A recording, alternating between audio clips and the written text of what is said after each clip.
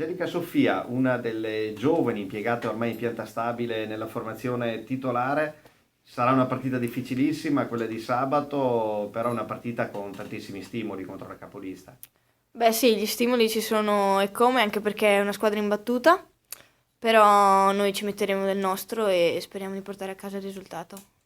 All'andata finì 3-1 per la Viola, al ritorno in casa è un Verona che comunque non ha mai lasciato punti alle avversarie. Sì, anche noi comunque abbiamo fatto un bel percorso e speriamo di mantenerlo imbattuto in casa.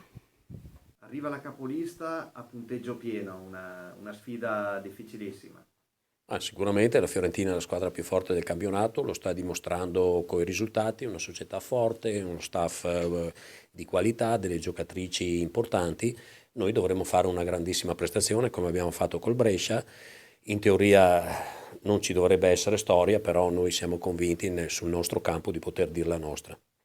Un campo dove nessuno ha portato via punti, è un piccolo record ce l'ha anche il Verona. Sì, speriamo di continuare su questa strada. È chiaro che anche per la Fiorentina sarà una partita difficile, non solo per noi. Arriveranno delle ex importanti. Sì, arrivano delle ex importanti che hanno fatto bene a Verona, che hanno lasciato un buon ricordo e speriamo che sì, facciano una buona prestazione, ma che non siano determinanti.